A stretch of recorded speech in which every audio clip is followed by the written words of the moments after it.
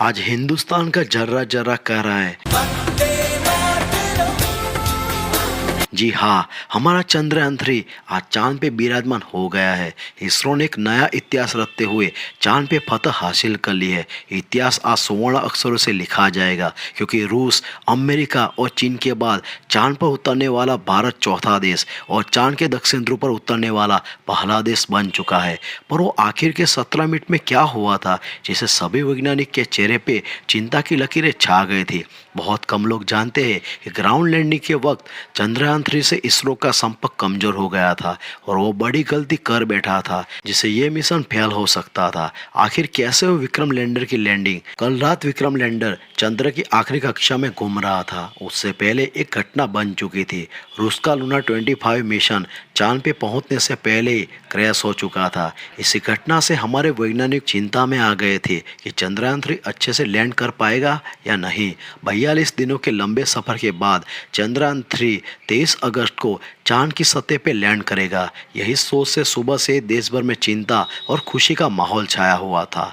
जो भी हाथ जोड़ रहे थे वो सब एक ही प्रार्थना कर रहे थे कि हमारा चंद्रयान 3 चांद पे सफल लैंडिंग कर ले। शाम के 5:20 हुए थे तब इसरो ने विक्रम लैंडर की सॉफ्ट लैंडिंग की लाइव स्ट्रीम शुरू की और देखते ही देखते करोड़ों भारतीय इस लाइव स्ट्रीम से जुड़ गए। भारत का विक्रम लैंडर 6000 किलोमीटर की रफ्तार से अपनी कक्षा के सबसे लोएस्ट पॉइंट यानी कि 25 किलोमीटर की ऊंचाई पर पहुंचने के लिए आगे बढ़ रहा था और सबके दिल धड़काने वाले आखिरी के वे 17 मिनट अब आ ही गए।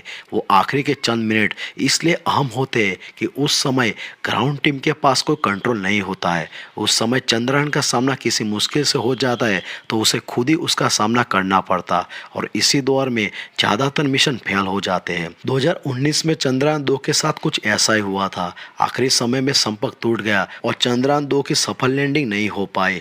आखिरकार इसरो चीफ एस सोमनाथ ने आखिरी बटन दबाकर विक्रम लैंडर लैंड कराने के संकेत दिए। इसी के साथ सबके चेहरे पर टेंशन की लकीरें छाने लगी। वैज्ञानिकों की 10 साल की मेहनत आखिर के ये 17 मिनट तय करने वाले थे।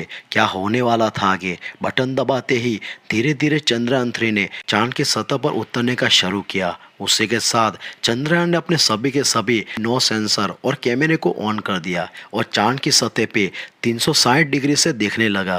विक्रम लैंडर की रफ्तार 6000 किमी प्रति घंटा थी, जिसे घटाने के लिए उसने अभी सभी डीबूस्टिंग इंजन को ऑन कर दिया, जिन्होंने विपरीत दिशा में प्रेशर लगाकर चंद्रयान 3 की रफ्तार को कम करना शुरू कर दिया। लेकिन कुछ समय के बाद वो दिल धड़काने वाले पल आ ही गए, जिसमें इसरो का विक्रम लैंडर से संपर्क कमजोर हो गया। सभी के चेहरे पे तनाव बढ़ने लगा था, लेकिन इस बार इसरो के वैज्ञानिकों की मेहनत रंग लाई और विक्रम लैंडर के एडवांस एल्गोरिदम ने फिर से इसरो के साथ संपर्क साध लिया। इस तरह विक्रम लैंडर की लैंडिंग प्रोसेस चल रही थी और ये अपनी रफ्तार को कई गुना कम कर चुका था। साथ में उसने अपने एंगल को बदलते हुए हॉरिजॉन्टल से वर्टिकल कर लिया था। साथ ही विक्रम लैंडर ने अपने लैंडिंग साइट को स्कैन करना शुरू कर दिया था और अपने लिए एक परफेक्ट लैंडिंग स्पॉट खोद निकाला।